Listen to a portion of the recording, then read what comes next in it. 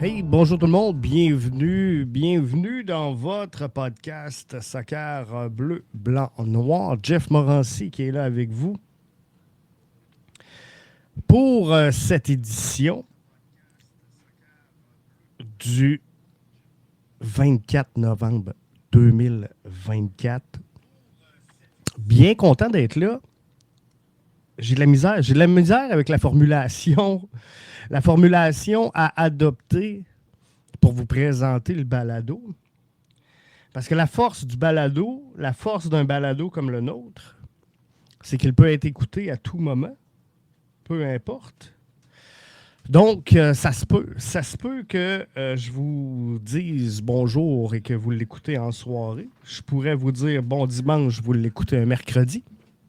On va s'adapter, c'est pas grave. Hey, avez-vous écouté le soccer de la MLS? Avez-vous écouté le soccer de la MLS hier soir? Je me suis couché tard. Je me suis couché tard parce que j'ai écouté le soccer de la MLS et je me suis couché tard parce que après ça, je suis tombé sur la course, le Grand Prix de Las Vegas. Et savez-vous quoi? Faut que j'aille à Las Vegas au moins une fois dans ma vie. Juste pour aller voir la boule, la fameuse boule qui allume. Elle est incroyable. Elle est incroyable, cette fameuse boule. Mais on n'est pas là pour parler de MLS. Parce que vous savez quoi? La MLS, on va s'en parler mercredi. Mercredi. Pourquoi je vous dis mercredi? Parce que si vous commencez à prendre l'habitude de nous suivre, le dimanche, sur le coup de midi, c'est votre rendez-vous CF Montréal. Donc, le dimanche, on se parle du CF Montréal sur le coup de midi. Et le mercredi soir, 20h, ceux et celles qui le prennent en direct, ben on se parle de MLS. Donc, on va revenir sur tous les matchs de la carte. Il y a encore des gros matchs qui vont se jouer. Le week-end n'est pas terminé au moment où on enregistre le balado, où on vous présente, en tout cas, à tout le moins, la version live de ce balado-là. On va rentrer dans le vif du sujet. On va aller un petit peu plus lentement aujourd'hui qu'à l'habitude. C'est pas que ça me tente pas. Je t'affaiblis, gang. Petite grippe d'homme qui sévit. Ça paraît pas vite de même, mais là, je suis tout en sueur puis je me concentre pour pas qu'on m'entende trop respirer. Mais c'est pas facile. Pas facile, la grippe d'homme, par les moments qui courent. Mais on va se parler du CF Montréal. C'est pour ça que je suis là. C'est pour ça que vous êtes là. Ménage en profondeur chez le CF Montréal. Bonne nouvelle. Le CF Montréal a enfin présenté son roster d'essais jeunes. Donc, la liste des joueurs qui seront activés, les options qui seront activées en vue de la saison 2025. Et ceux qui, du même coup, ne le seront pas. Gros ménage également sur le banc. Gabriel Gervais qui semble clair. Il faut s'améliorer chez le CF Montréal défensivement. Et on va s'en parler. On va s'en parler au cours de ce balado-là. Et finalement, gros ménage également dans la structure. Personne n'est surpris. On a présenté la nouvelle structure. Ça fait l'affaire de certains. Ça fait pas l'affaire de d'autres. C'est correct. Je me suis plaint de l'émotion ou de l'émotivité des fans dans le dernier balado. Dans un des derniers balados, puis c'est correct, là, je me suis remis de mes émotions. Mais on va se parler de la structure et comment moi je la vois. Donc, ton podcast Soccer bleu, blanc, noir, ça débute maintenant.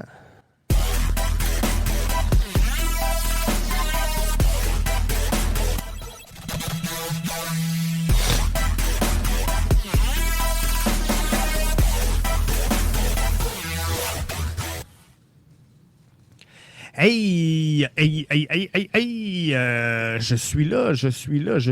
Ah oui, je suis là certain. Ménage en profondeur, beaucoup de latitude chez le CF Montréal. Donc, Gabriel Gervais a présenté lors d'une conférence de presse un peu les choix qu'ils avaient faits chez le CF Montréal en vue de la saison 2025, que ce soit au niveau des joueurs, que ce soit au niveau du personnel d'entraîneur ou encore de sa structure administrative. On va débuter par ça, si vous le voulez bien. Ceux et celles qui sont avec nous présentement via BBN TV, ben, je vous souhaite la bienvenue. Je suis content de voir que vous êtes là. Et savez-vous quoi? Sur l'application BBN TV, ben, vous avez l'option de clavardage en direct. Donc, vous pouvez jaser entre vous autres tout au long du balado. Structure du CF Montréal, plusieurs nominations, plusieurs choses à retenir. Voici comment moi, j'entrevois tout ça. Mais avant de passer à ça, avant de regarder comment moi, j'entrevois cette structure-là,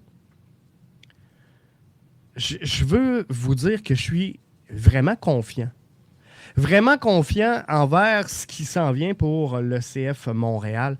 Vraiment confiant envers la rigidité que met sur le dossier, sur la gestion de ce dossier-là, M. Gabriel Gervais, président du CF Montréal.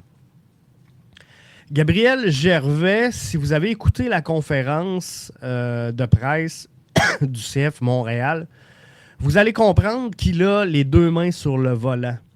Il a une mission claire, il a une stratégie établie, il a un plan d'attaque précis pour ce qui s'en vient chez le CF Montréal. Je n'ai pas senti à aucun moment lors de cette conférence-là un Gabriel Gervais qui n'était pas préparé. J'ai senti à aucun moment une piste d'improvisation dans son cas. Je vous avais mentionné que le CF Montréal allait aller de l'avant pour 2025 avec une structure qui était connue. Je veux prendre le temps de saluer Sébastien Bouffard. Salut mon Jeff, salut Sébastien. Sébastien qui était avec moi hier sur les réseaux sociaux, on écoutait les matchs de la MLS. Content de savoir que tu t'es levé. Moi, je me suis couché un petit peu plus tard. J'ai écouté la course après. Mais content de te savoir avec nous. Donc, j'ai senti un Gabriel Gervais vraiment d'attaque qui savait où ce qui s'en allait en maîtrise de son dossier et qui nous a présenté un plan clair, un plan précis et pas quelque chose d'improvisé sur le coin d'une table. Donc, une structure qu'on savait qu'il allait nous présenter. On l'avait mentionné ici dans le podcast BBN dans les dernières semaines. Une structure qui allait impliquer les deux frères Saputo, on le savait. Corey Ray qui était là, on le savait déjà. Donc, il restait à confirmer c'était quoi le rôle, c'était quoi la chaise, c'était quoi la case. Et visiblement, pour le commun des mortels, ça semble important de comprendre la hiérarchie et la structure du CF Montréal. Pour moi, personnellement, de savoir qu'une équipe qui gère, qui dirige, c'est amplement pour moi. Je n'ai pas besoin de savoir qui fait quoi, qui mange quoi, qui dîne avec qui. J'ai toujours pensé qu'en position de leadership, c'est tes actions et tes réalisations qui font ton titre et non ton titre qui fait tes réalisations. Mais pour le commun des mortels, on aime ça, voir des titres, puis des noms, puis de comprendre est-ce que c'est un directeur sportif, un directeur... Il y a un comité. On va regarder ça ensemble. Voulez-vous? On s'en va-tu là-dessus? On avance. On avance, on s'en va dans cette direction-là. On va-tu l'avoir? On va-tu l'avoir? On va l'avoir. Structure sportive du CF Montréal. J'essaie de vous concocter, gang, de la façon que moi je le visualise, comment ça se passe chez le CF Montréal.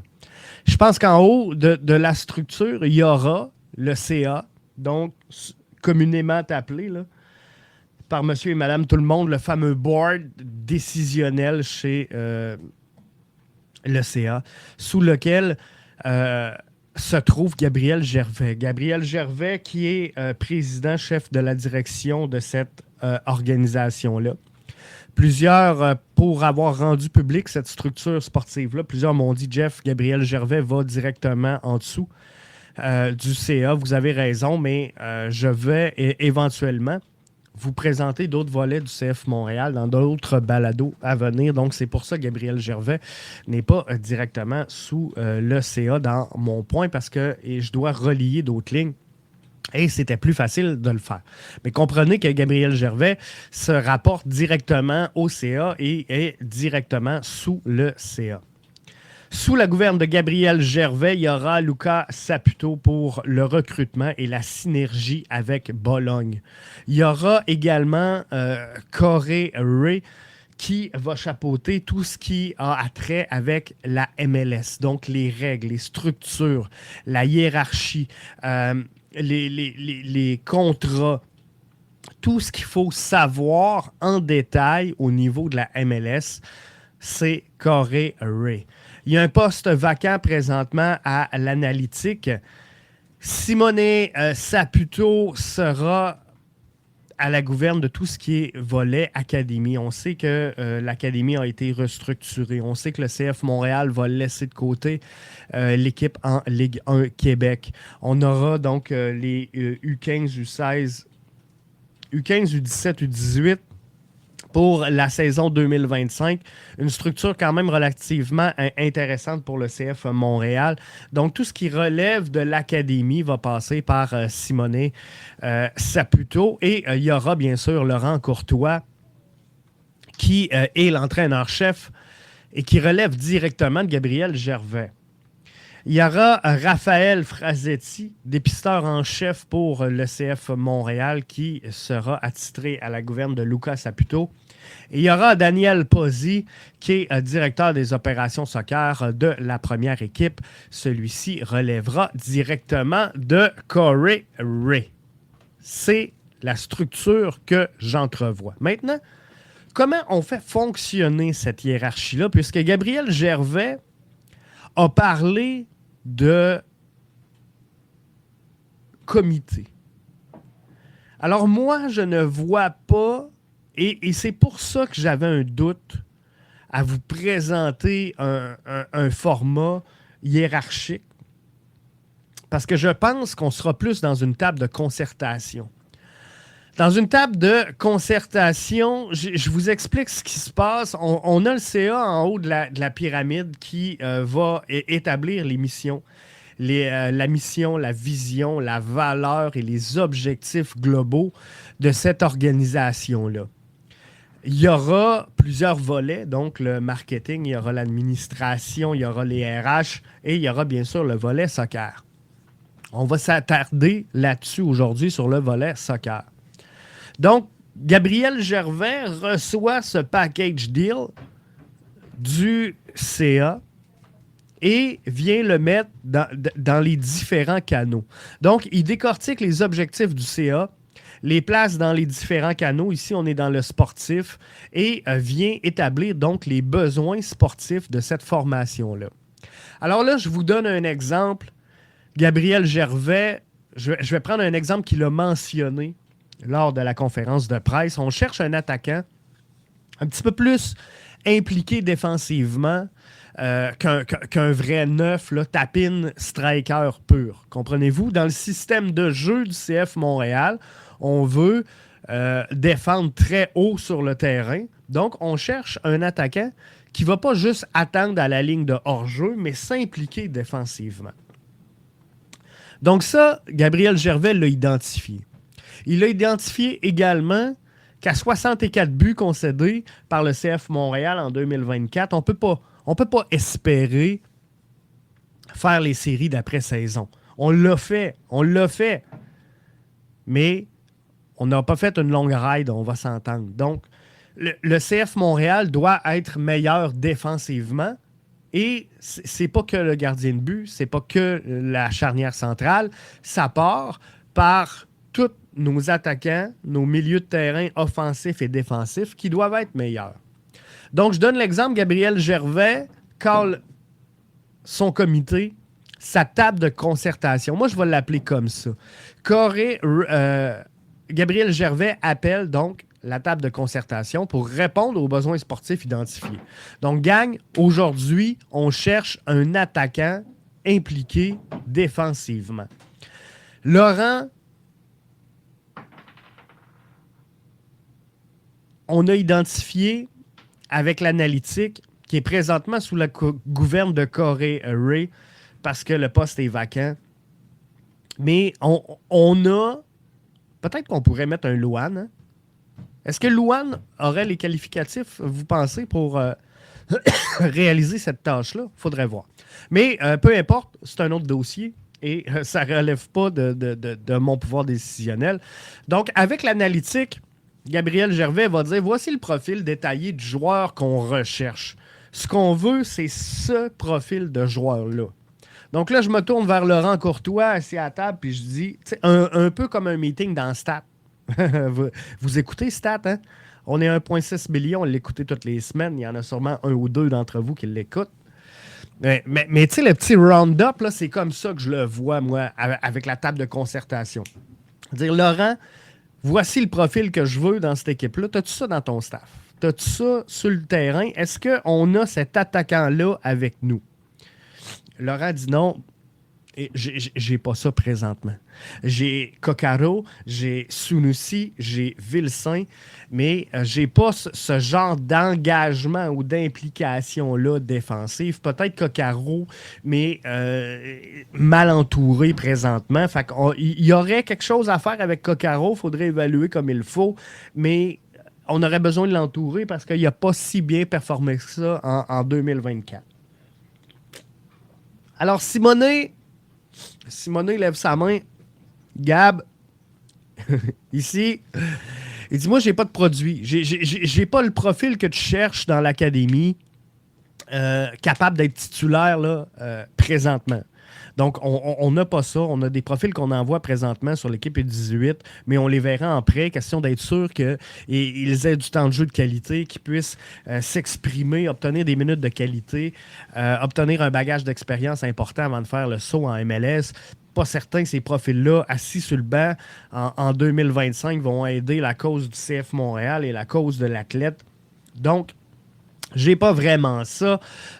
Corée, lui dit, moi, j'ai fait le tour. J'ai fait le tour, gang, en MLS, puis je me fie au profil. Je me fie à j'entends ce que Laurent me dit, qu'il y a peut-être Coccaro, mais il faudrait l'entourer. Regarde, j'ai regardé avec Daniel Pozzi ce qui se passait en MLS. Voici les options qu'on aurait. Voici les options qu'on aurait. Et là, Luca vient ajouter, regarde, moi j'ai ça de dispo. Tu sais, du côté de Bologne et du côté de l'international, sur nos cellules de recrutement à Bologne, là, je les ai avisés de ce qu'on cherchait. L'analytique m'avait déjà fait le débrief. Voici ce qu'on aurait comme potentiel identifié. Et à partir de ça, on met tout ça en commun et là, on a un Gabriel Gervais qui vient, qui tranche, qui dit « OK, voici la décision qu'on prend. » Et c'est comme ça que je le vois. C'est comme ça que je le vois. Ça se peut que je me trompe. C'est possible. C'est possible que je me trompe.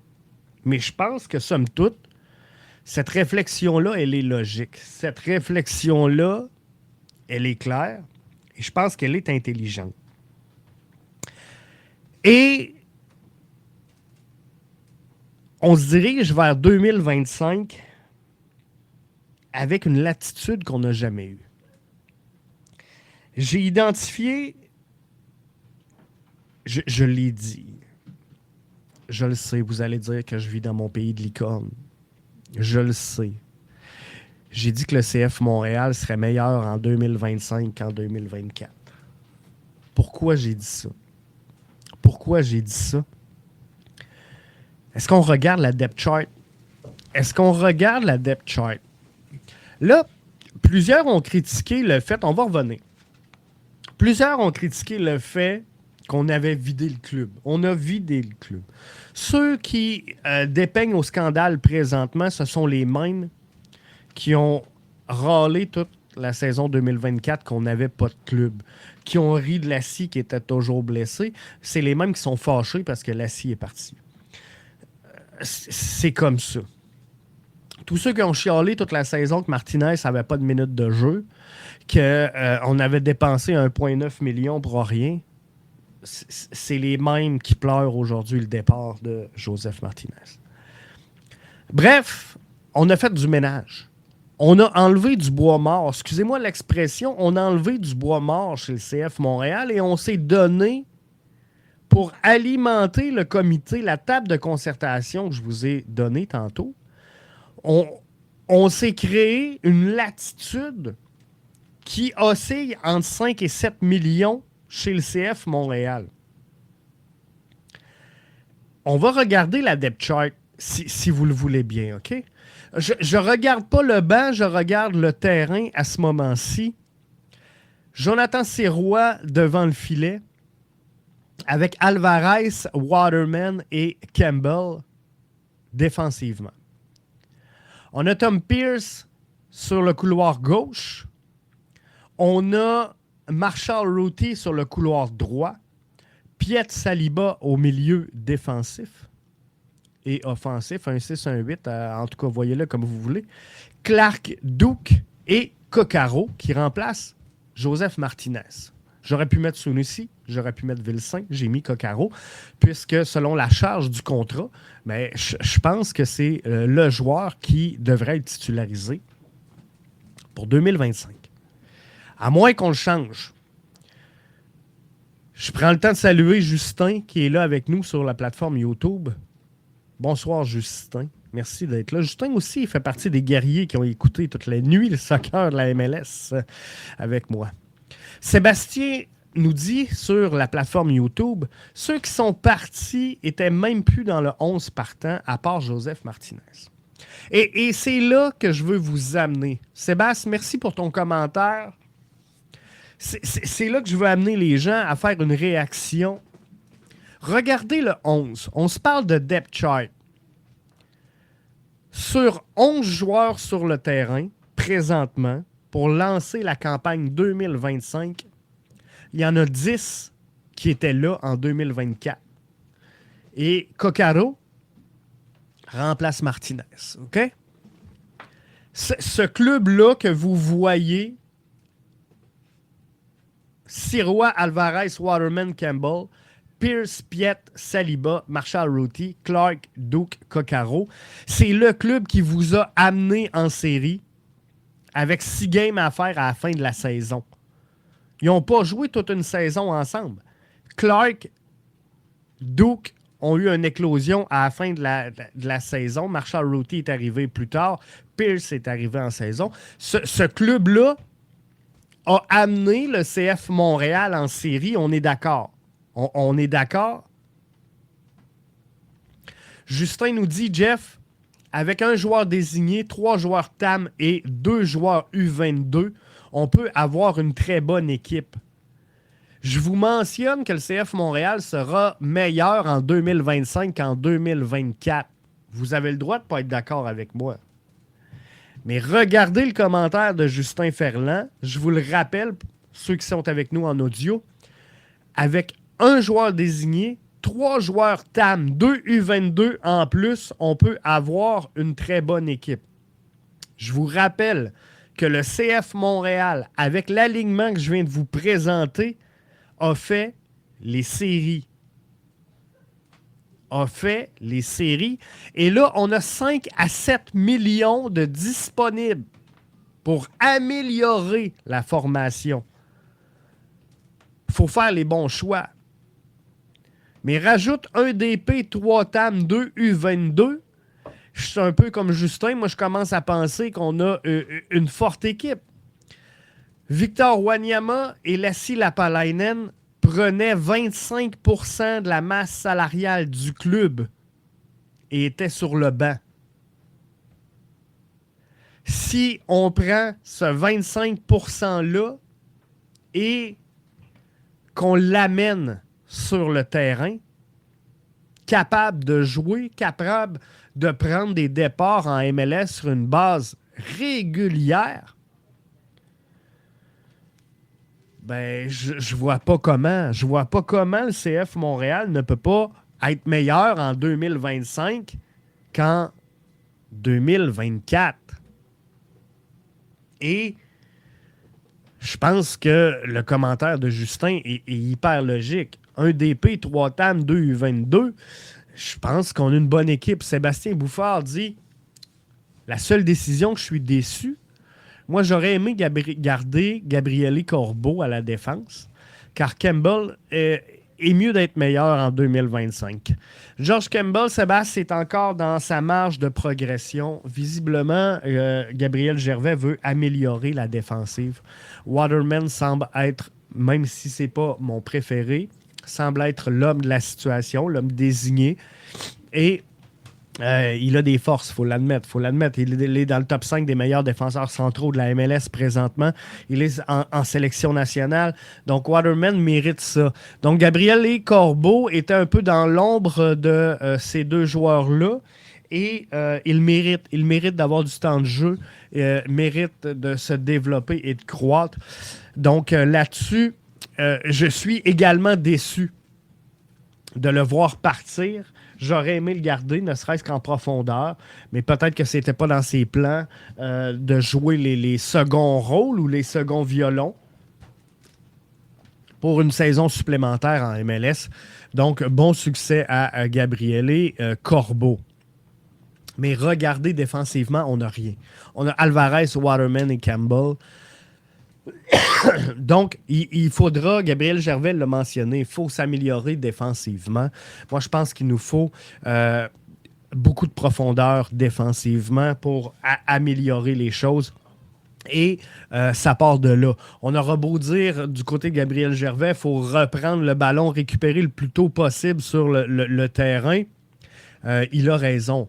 Mais la réalité, c'est que présentement, défensivement, le CF Montréal s'est vidé complètement et il y aura un travail de reconstruction à faire.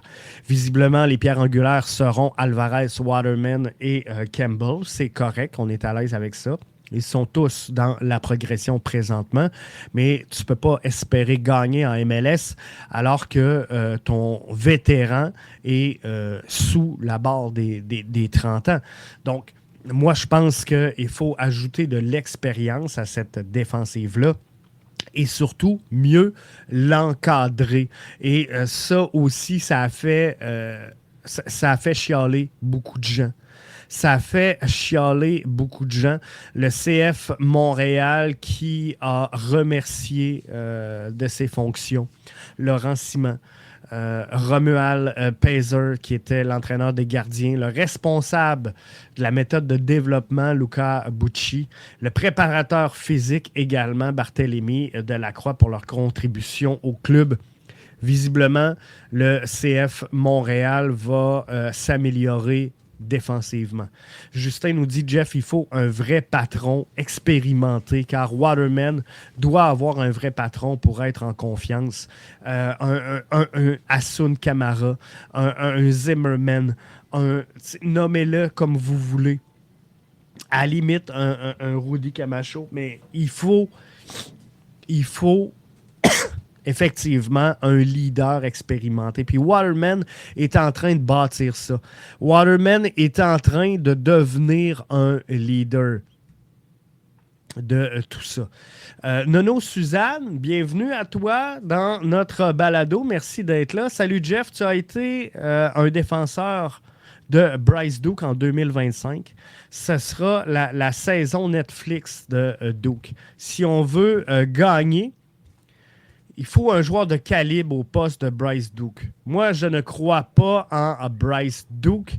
Je veux revenir, Suzanne. Oups. Je vais revenir aux commentaires de Justin. Et il ne faut pas oublier une chose, gang. Le CF Montréal a beaucoup de latitude. Donc, si on ajoute 1 DP, 3 TAM, 2 U22, on peut avoir une bonne équipe. Bryce Duke, je suis d'accord, Suzanne, sur un point avec toi.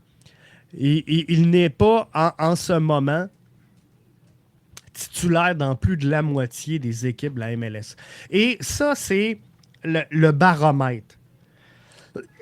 Le baromètre à savoir si tu as un joueur d'exception, c'est si ton joueur, dans un poste donné, est en mesure d'être titulaire dans plus de la moitié des clubs de la MLS. Tu tiens quelque chose. Tu tiens quelque chose. Et voyez-vous, je pense que Waterman pourrait être titulaire dans à peu près la moitié des équipes de la MLS. Jonathan Sirois le serait peut-être pas. Jonathan Sirois le serait peut-être pas. Donc, voyez-vous, c'est d'amener cette expérience-là. Donc, Suzanne, quand tu me mentionnes Bryce Duke, si on veut gagner, il faut de la qualité. Je suis d'accord avec toi. Mais au-delà de Bryce Duke, poste pour poste, moi, ce que je veux qu'on cherche à faire pour 2025, Suzanne, c'est d'analyser qui sera notre attaquant. Qui sera notre attaquant? Est-ce que ce sera Coccaro? Est-ce que ça sera Sunusi? Est-ce que ça sera Vilsaint? Je ne penserais pas. Et Gabriel Gervais a été clair. Il est à la recherche d'un attaquant pour remplacer Martinez. Donc, l'attaquant présentement, il n'est peut-être pas dans l'équation et il n'est peut-être pas connu au moment où on se parle. Joseph Martinez a connu une fin de saison exceptionnelle avec Bryce Duke et Caden Clark. Si Bryce Duke joue 34 matchs comme il a joué en fin de saison avec Caden Clark et Joseph Martinez, Bryce Duke devient le milieu offensif qu'on cherchait. Par contre, il faut identifier tout d'abord qui sera notre attaquant et est-ce qu'on est capable de le faire jouer. Parce que Bryce Duke a été bon en fin de saison avec Clark et Martinez. Bryce Duke n'a pas été bon avec Sunusi. Bryce Duke n'a pas été bon avec Vilsaint.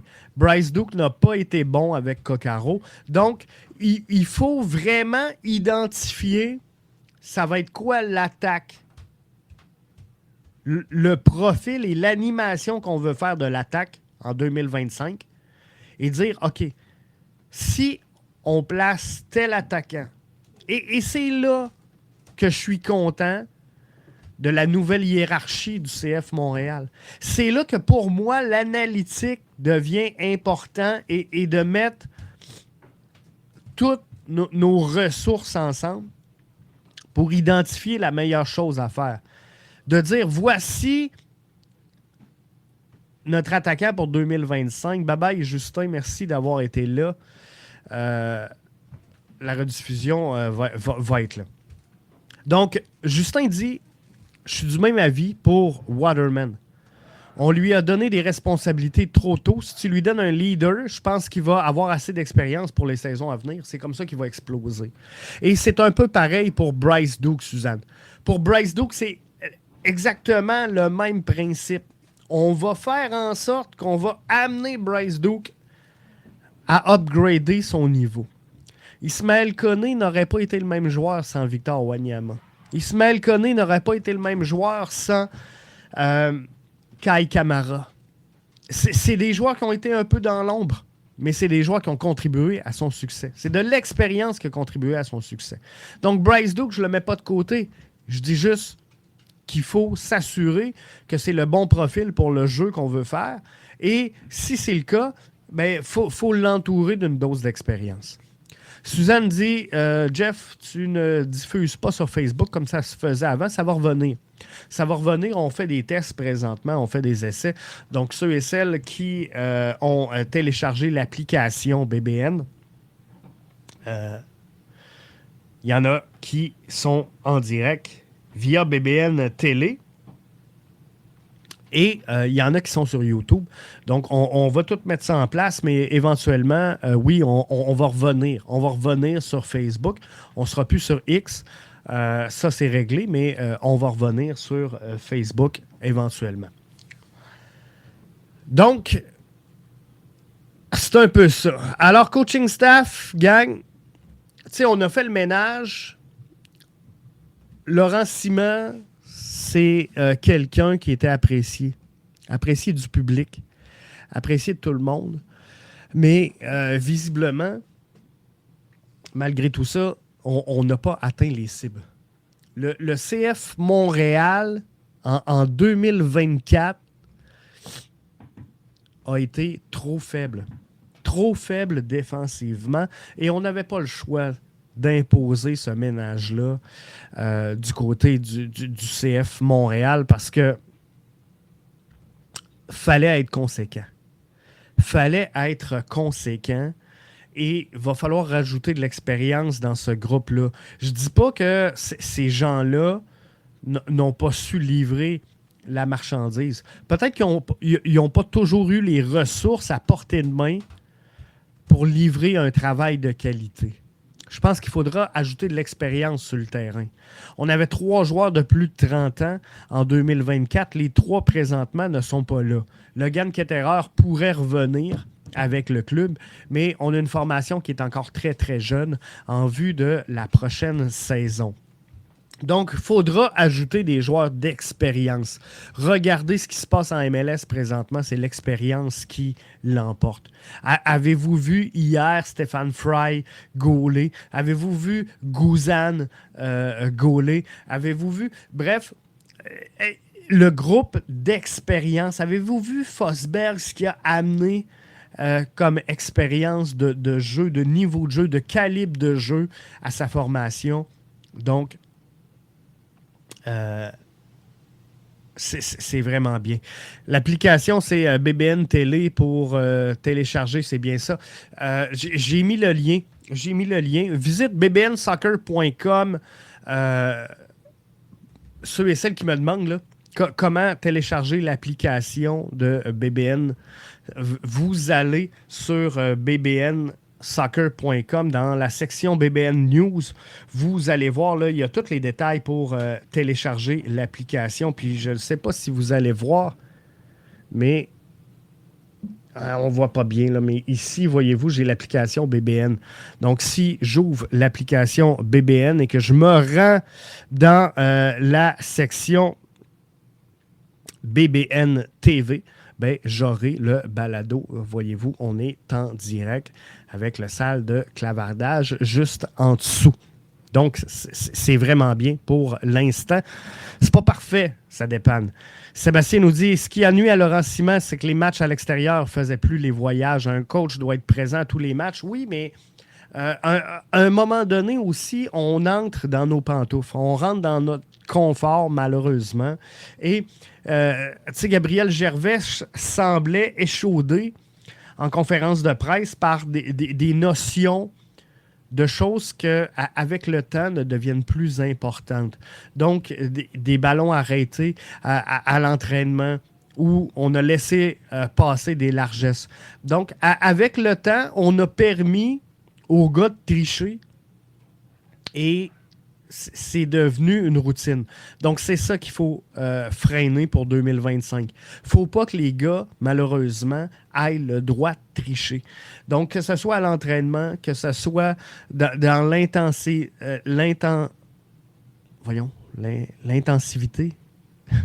Je dois le dire, l'intensivité.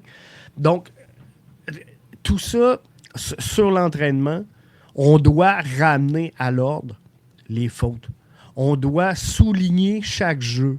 On doit corriger chaque séquence. Et je pense que c'est ça qui a fait défaut défensivement chez le CF Montréal. Penses-tu que Laurent Courtois pourrait aller chercher du staff avec qui il a travaillé en MLS Next Pro avec le crew? Je pense qu'il y aura son mot à dire, bien sûr, dans la sélection de ses adjoints. Beaucoup. Mais une chose que j'ai retenue de la conférence de presse de Gabriel Gervais également, Sébastien, c'est je pense qu'on va le faire de la bonne façon. De ce que j'ai compris, Gabriel Gervais va laisser à Laurent Courtois s'entourer pour ce qui est de ses forces. Donc, au niveau de ses forces, là, la gestion du jeu, la gestion du tiers offensif, la façon qu'on veut animer offensivement le terrain, on va dire, OK, Laurent, entoure-toi. Défensivement, on a eu des grosses lacunes en saison 2024. Défensivement, c'est peut-être pas ton dada à Laurent Courtois. Donc, je pense que Gabriel Gervais va lui imposer quelqu'un qui va, oui, cadrer avec sa personnalité, avec son style, mais qui va venir pallier certaines faiblesses, certaines lacunes dans la gestion du terrain de Laurent Courtois. Et je pense que tout le monde va en sortir grandi. Gabriel Gervais a cette capacité-là d'être très cartésien et de pouvoir prendre des décisions éclairées. Et je pense que c'est ce qu'il fera. Donc, quoi qu'il en soit, on se dirige vers une saison qui pourrait être hyper intéressante. Prochaine étape pour le CF Montréal, ce sera de protéger des joueurs en vue du repêchage de San Diego. Le draft d'expansion de San Diego qui s'en vient en décembre prochain. Vous savez que San Diego joint les rangs de la MLS, un club de plus. À faire partie du lot, le CF Montréal devra mettre sous protection certains joueurs. Au total, la MLS a des règles très compliquées.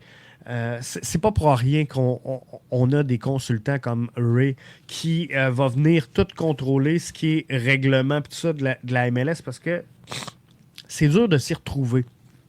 Je pensais que le CF Montréal devrait laisser 3 joueurs sans protection en vue du repêchage. J'aurais laissé personnellement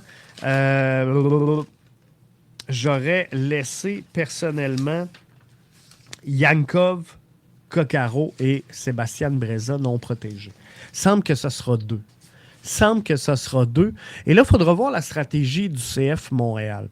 La stratégie du CF Montréal sera-t-elle de peut-être se débarrasser de joueurs sous contrat qu'elle ne veut pas nécessairement racheter?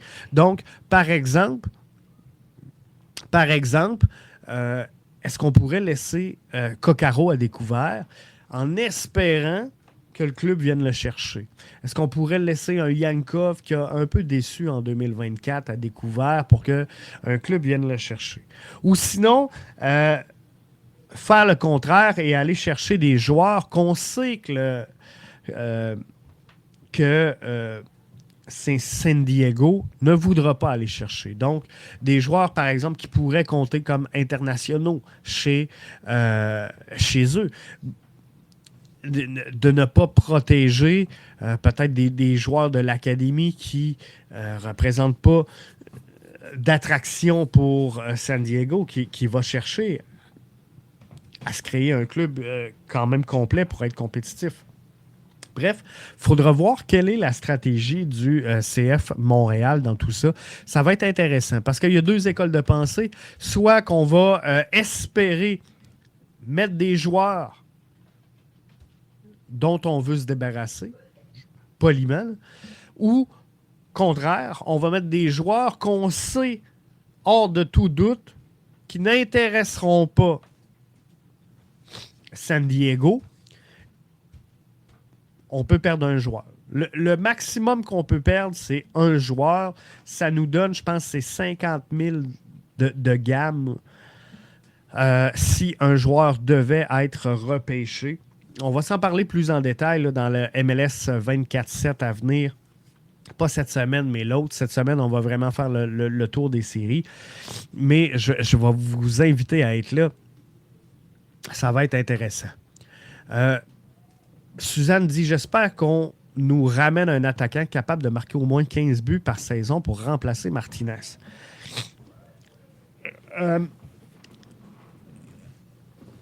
Gabriel Gervais a été clair. Gabriel Gervais a été clair. Il est à la recherche d'un joueur pour remplacer Joseph Martinez. Maintenant, pour vrai, j'aimerais ça qu'on ait un attaquant de 15 buts. J'aimerais ça qu'on ait un attaquant de 15 buts. Maintenant, est-ce que c'est lui qu'on va signer? Ou est-ce qu'on va aller chercher des joueurs capables de marquer des buts quand ils sont sur le terrain? Donc, ce que je veux dire, c'est que est-ce qu'on est mieux avec un joueur de 15 buts qui est tout le temps là, qui est titulaire, 34 matchs, ou on est mieux avec 3 attaquants de 8 buts, mais qui peuvent te donner de la latitude. 3 attaquants de 8 buts, mais qui ne vont pas jouer les 34 matchs. Mais que peu importe s'il y en a un qui est moins bon, s'il y en a un qui va bien, le problème d'un attaquant de 15 buts, c'est que s'il est blessé, t'es fourré. T'es un peu dans le pétrin, t'es un peu dans le trouble. Donc oui, on espère tous cet attaquant-là, puis on aimerait ça. Et savez-vous quoi? On a les moyens de se le payer cette saison. On a les moyens de se l'offrir et parfois, ça ne coûte pas tant cher que ça. C'est pas vrai qu'on a besoin d'un attaquant à 5 millions. C'est pas vrai qu'on a besoin d'un attaquant à tout casser pour avoir des résultats. Regardez Romel Kyoto qui a connu des bonnes saisons avec le CF Montréal, qui n'était pas surpayé. Regardez Camara qui a connu des bons résultats, qui n'était pas surpayé. Bref, on est capable de trouver des attaquants à un excellent rapport qualité-prix. Mais il faut que le CF Montréal, où ce que je te rejoins, Suzanne, envoie un message clair.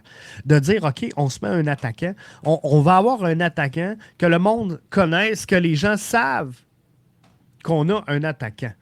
Jeff, tu as défendu la stratégie de développer et de vendre tout au long de la saison.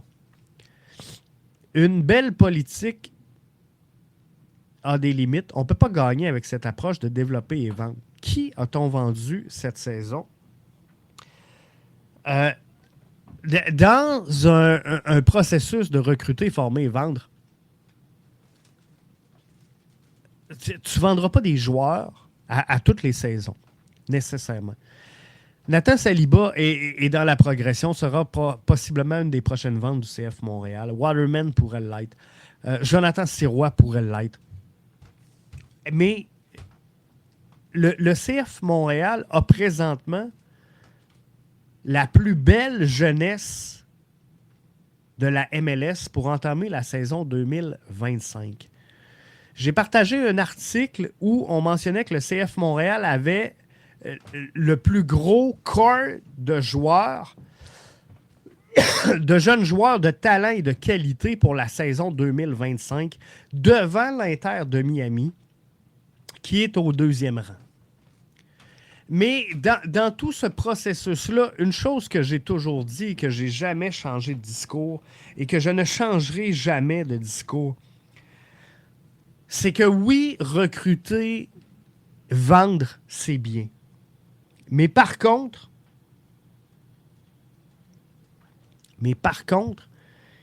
il y a un équilibre intéressant et primordial et impératif à aller chercher entre les jeunes joueurs, les prospects et l'expérience qui te fait jouer en MLS. La meilleure façon de développer tes jeunes joueurs, c'est d'aller chercher de l'expérience. Et comme je le mentionnais tantôt, Ismaël Koné n'aurait jamais eu l'explosion qu'il a eue en 2022 sans Wanyama et sans Camara. Voyez-vous, ce mélange expérience-jeunesse est importante. Et Nathan Saliba, je vous donne un exemple qui n'arrivera jamais. Mais Nathan Saliba se développerait pas mal plus avec un Tony Kroos dans son entourage qu'avec un Samuel Piette. Comprenez-vous? Rien à enlever, là. Mais peut-être qu'un milieu offensif se développerait plus avec un Rui Diaz dans l'alignement, comprenez-vous? Même s'il ne joue pas. Est-ce que Vilsain devient meilleur s'il est avec Sunusi ou s'il est avec un Carlos Vela? Comprenez-vous? C'est ce mélange-là qui est important et que présentement, on a perdu chez le CF Montréal. Et c'est ce qui fait qu'on a eu des bons résultats, qu'on a vendu des joueurs récemment. Je pense à Mihailovic, je pense à Alistair Johnston, je pense... Le mix était bon. Présentement, le mix est fracassé. Pour la saison 2025, au moment où on se parle, on a 0 joueur de 30 ans. Il n'y a aucun joueur dans la formation qui a 30 ans et plus. C'est l'enfer. Il en faut 6. Les équipes qui gagnent ont 6 joueurs de 30 ans et plus. Donc oui, je vais continuer toujours à défendre et à promouvoir cette recette, cette stratégie de développer et vendre.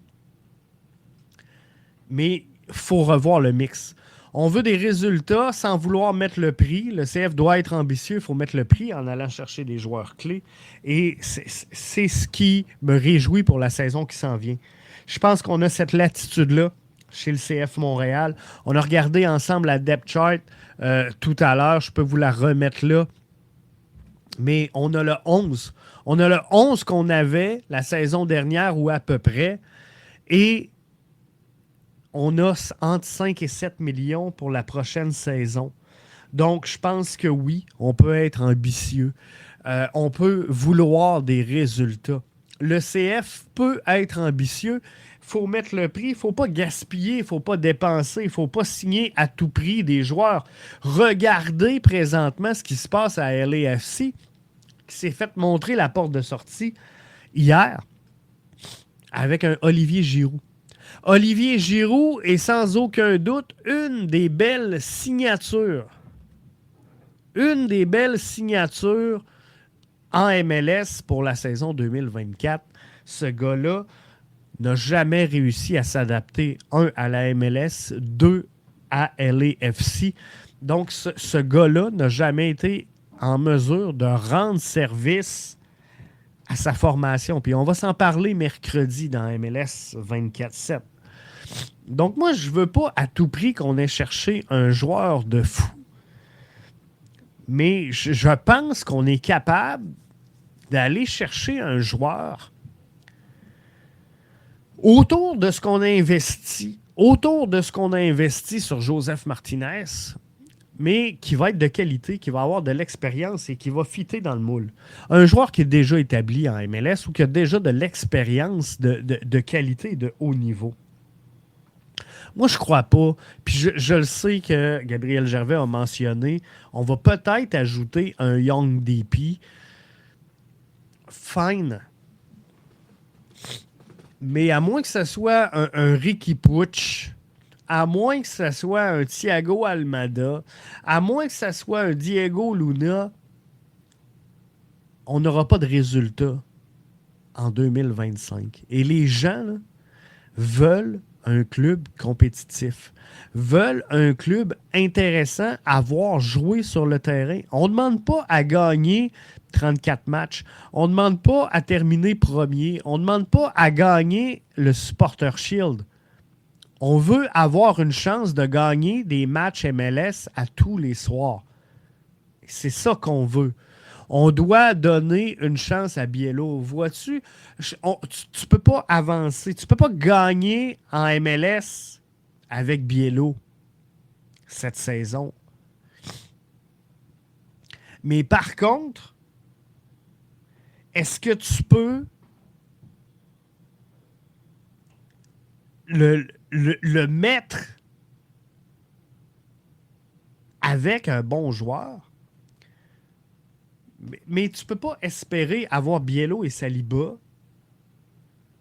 et dire on va gagner, on va tout arracher avec ça. Tu peux pas. Tu peux pas. Mais par contre, est-ce qu'on peut avoir, par exemple, un biello qui veut s'exprimer sur le terrain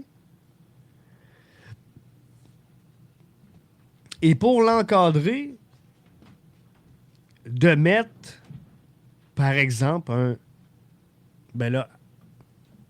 un Hector Herrera, on s'entend, là. Mais, tu sais, peut-être un Lucho Acosta, un Annie Mouktar. Comprenez-vous, c'est le genre de joueur qui va aider nos jeunes à prospérer.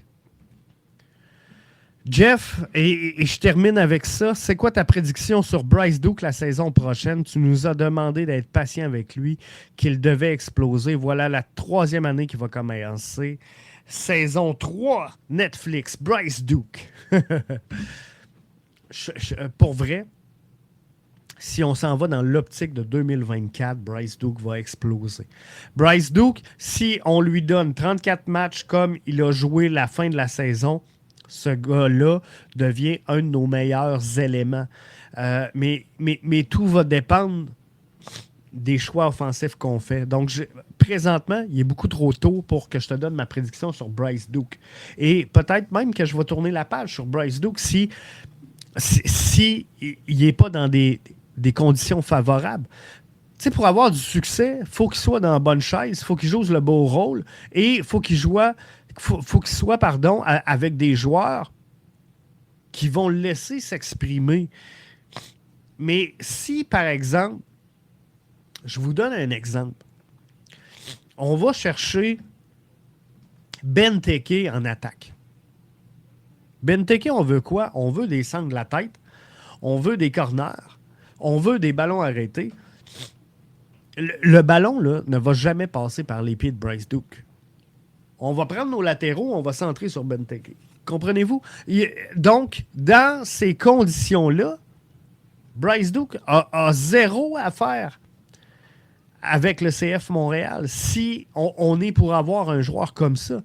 Si on va chercher un joueur qui est tapine, qui va finir l'action et la pousser au bout du filet, soit de la tête, et qu'on veut juste un ballon dans la course ou dans le dos des défenseurs, ben on a zéro raison de maintenir un Bryce Duke. Par contre, si on va chercher un attaquant qui descend chercher le ballon, qui a besoin de deux milieux créatifs comme Clark et Duke, capables de jouer et de créer le jeu pour briser les lignes défensives, ben là, ça va être à l'avantage de Bryce Duke. Pour le match de tantôt, je dis Atlanta et l'équipe Cendrillon va gagner contre Orlando. 2 matchs aujourd'hui. Orlando va battre, désolé Sébastien, Orlando va gagner face à Atlanta. Et LA Galaxy, c'est mon club cette année dans l'Ouest. LA Galaxy va remporter son match face à Minnesota. J'aimerais que Minnesota l'emporte pour Dane Sinclair. J'aimerais ça, mais je pense que LA Galaxy va l'emporter. Mais Atlanta, belle équipe, mais Guzan, il va-tu tenir jusqu'à la fin? Peut-être. Regarde, hier, j'avais dit que l'AFC gagnerait. Seattle les a surpris. On pensait que Miami allait gagner. On pensait que Columbus allait gagner. On pensait que Cincinnati allait gagner. Hein? Sont toutes morts. Donc, on peut être surpris. Encore une fois. Donc, là-dessus, merci d'avoir été là. Gênez-vous pas de télécharger le balado qui sera offert en formule audio sur l'ensemble de vos plateformes. Et on se retrouve, nous, mercredi sur le coup de 20h pour le prochain balado. Ce sera un MLS 24/7. Je vous invite en terminant à ne pas manquer également le lunch du midi, mardi, sur le coup de midi. Je serai de passage dans le show de Mathieu. On va se parler du CF Montréal. Je pense qu'on ne s'entend pas, moi puis Mathieu. On a commencé à jaser ça. Je pense qu'on ne voit pas la même chose pour la saison 2025. Ça va être intéressant. Tu ne veux pas manquer ça. Allez, ciao.